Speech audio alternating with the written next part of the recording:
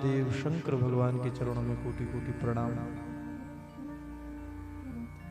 ग्राम देवता, स्थान देवता, कुल देवता भगवती मां कुलजा के चरणों में बारंबार कोटि कोटि नमन। स्थानीय देवी भगवती भद्रकाली मां के चरणों में कोटि कोटि प्रणाम। प्रातः स्मरणीय पूजनीय पूज्य सदगुरु महाराज जी के चरणों में कोटि कोटि नमन करते हुए अत्र उपस्थित मंडपाचार्य, यज्ञाचार्य, संगीताचार्य, ऋग्वेद, यजुर्वेद, सामवेद, अथर्ववेद रूपी विप्र देवताओं के चरणों में नमन करते हुए एवं भक्तिमती माताएं बहनें, ध्रुव प्रहलाद स्वरूप नन्हे नन्हे बाल कुरिंद एवं परीक्षित स्वरूप श्रोता बंधु, आप सभी का आज के सत्र में व्यासपीठ से हार्दिक अभिनंदन। प्रेम से बोलो जय श्री कृष्ण और प्रेम से बोलो जय श्री कृष्ण। हाँ, ये नाम जब हम बुलाएं तो अवश्य श्रीमद् भागवत महापुराण का सार है।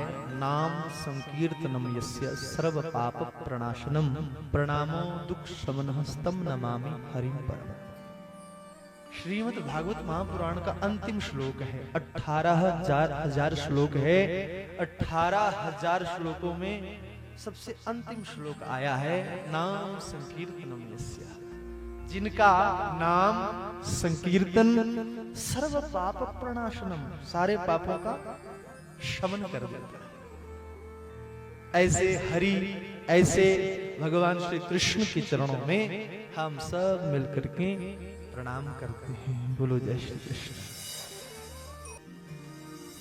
तो आओ अब हम श्रीमद् भागवत महापुराण के महात्म्य पर चर्चा करेंगे। मात्र 1-2 श्लोकों की व्याख्या करेंगे, फिर आज की कथा को विराम करेंगे, क्योंकि समय नहीं है। आज थोड़ा विलंब हुआ है, उसके लिए हम क्षमा प्रार्थी है, क्योंकि आज ही हम दूसरी जगह कथा को विराम देकर के आ रहे हैं, तो इसलिए विलंब हो गया। तो आओ श्रीमद् भागवत महापुराण के महात्म्य में प्रवेश पाएं। सबसे पहले यहाँ पर उस परम पिता परमात्मा के स्वरूप का बोध करवाया है। कैसा स्वरूप है उनका, तो ध्यान से सुनना। सच्चिदानंद रूपाया विश्वोत्पत्त्यादिहेतवे तापत्रय विनाशाय श्रीकृष्णाय वयं नमः। कैसा स्वरूप है भगवान का? सतघन, चित्तघन और आनंद घन, 3 स्वरूप बताए। देखिए, अगर हमें इन 3 स्वरूपों का वर्णन करने के लिए कहे तो 7 दिनों तक चाहे आप सत्य, चित्त और आनंद को ही सुनते रहो। बोलो जय श्री कृष्ण। ऐसी अथाह है ये कथा, ऐसा समुद्र है ये कथा, ऐसा सागर है ये कथा। चाहे आप 7 दिनों तक सत्य और चित्त और आनंद को ही सुने। अब संक्षिप्त में सुन लीजिए। सत्य का अर्थ है सत्य। भगवान का स्वरूप कैसा है? सत्य स्वरूप। और सत्य क्या है? क्या ये संसार सत्य है? अगर ये सत्य है तो फिर इसका लय विलय क्यों होता है, मिट क्यों जाता है, इसका अस्तित्व क्यों समाप्त हो जाता है? बोले ये सत्य नहीं है। ये तो पक्की बात है कि संसार सत्य नहीं है। अगर ये सत्य होता तो हमारे वेद इस बात की घोषणा नहीं करते, ब्रह्म सत्य जगन मिथ्या। बोलो जय श्री कृष्ण। ये सत्य नहीं है, ये बात माननी होगी। परंतु तार्किक कहां छोड़ते हैं, कई यहां से चलते हैं, वो कहते हैं पंडित जी दिख तो रहा है, संसार दिख तो रहा है। बोलो जय श्री कृष्ण। बोले दिख रहा है और सत्य जैसा लग भी रहा है, अनुभव भी हो रहा है, अनुभूति भी हो रही है। क्यों हो रही है? क्योंकि इस संसार में भी उस परम सत्य की सत्ता है, तब ये सत्यवत प्रतीत होता है। वास्तव में ये सत्य नहीं, ये सत्यवत प्रतीत होता है, लगता है। जैसे उदाहरण दें, जैसे शीशे में, दर्पण में जब हम अपने मुख को देखते हैं ना, तो उस वैसे ही दर्पण में हमारा मुख दिखता है थोड़ी ना। बोलो जय श्री कृष्ण। दिख रहा है कि इसमें भी सत्य जैसा लगता है कि ये सत्य है, परंतु ये झूठा है।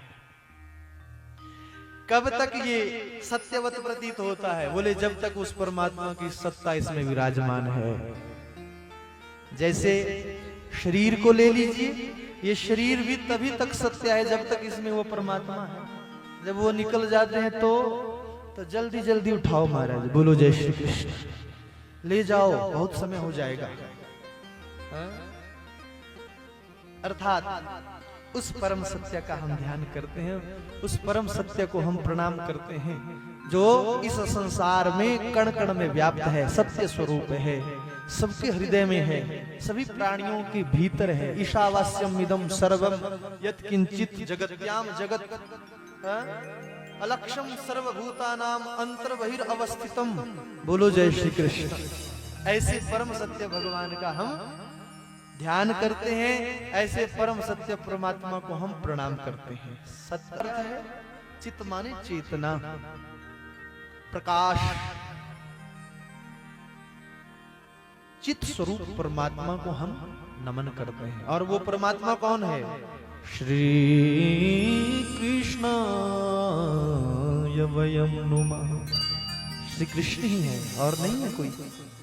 भागवत जी में तो श्री कृष्ण है, क्योंकि देवताओं ने भी दसम स्कंध में गर्भ स्तुति करते हुए सत्यव्रतम सत्य परम त्रिसत्यम सत्यस्य योनिम निहितम च सत्य, भगवान कृष्ण को ही सत्य सत्य कहा। बोलो जय श्री कृष्ण। श्री कृष्णाय वयम नमः। ऐसे भगवान श्री कृष्ण को हम प्रणाम करते हैं, नमन करते हैं। चित स्वरूप कृष्ण को हम नमन करते हैं। फिर कहा आनंद रूपाय। अब आनंद की क्या व्याख्या करें? आज तक समझ में नहीं आया, लगभग 200 कथाएं बोल चुका हूं। बोलो जय श्री कृष्ण। अभी हम भी सोच रहे हैं कि आनंद का स्वरूप क्या होता है। कभी कभी हम आनंद जानते हो किसको कहते हैं? बहुत भूख लगी हो और बढ़िया चटकीला भोजन मिल गया तो आनंद आ गया। बोलो जय श्री कृष्ण। वो नहीं है आनंद, वो सुख है, क्षणिक सुख है। क्षुधा शांत हो गई तो आनंद महसूस किया, अनुभव किया।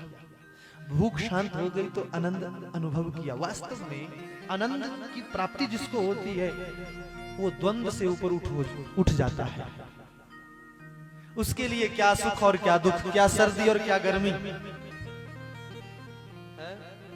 नहीं होती। बहुत ऊंची स्थिति है महाराज। इसको समझने के लिए आनंद संतों के चरणों में बैठना पड़ता है। ये अनुभव आनंद स्वरूप की अनुभूति तभी हो पाती है जब हम एकांत सेवन करें और अपने लिए समय निकालें, संतों का संग करें, तब जाकर के आनंद की अनुभूति होती है। और थोड़ा सा यदि आनंद का स्वरूप आप समझना चाहते हो तो जब आपका हृदय भगवान की कथा में बैठ करके रोमांचित होता है, देह गेह आत्म विस्मृति होती है, इस आत्मा की भी विस्मृति हो जाती है, देह की भी सुधि खो जाती है, तो वही स्वरूप आनंद स्वरूप है। कभी कभी ऐसा होता है, सबको होता है, ऐसा नहीं है। अंत तो गत्वा इस जीव की खोज जो है परमात्मा को करने में है। हर मनुष्य चाहता है, हर जीव चाहता है कि मुझे भगवत प्राप्ति हो, पर क्या करें, भगवान की माया बलवती है, नहीं मिलने देती है। किसी ने कहा कि राम नाम की लूट है, लूट सके तो लूट, अंत समय पछताएंगे जब प्राण जाएंगे छूट। सब जानते हैं इस दोहे को, है ना। कभी कभी चलते चलते हम बोल देते हैं, बोले भैया राम नाम की लूट है, लूट सके तो लूट। कहते तो हैं, परंतु लूटता कौन है? किसी संत ने मन में विचार किया, बोले बोलता तो बहुत खूब है, ये बहुत अच्छा बोल लेता है, परंतु लूटता कौन है? तो संत ने विचार करके कह दिया, बोले राम नाम की लूट है, कहते हैं सब झूठ। बोलो जय श्री कृष्ण।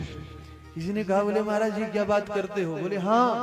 बोले बड़े बड़े योद्धा खड़े जिन्होंने हमें ही लिया। कौन है वो योद्धा? विचार करो जरा, जिन्होंने हमें ही लूटा।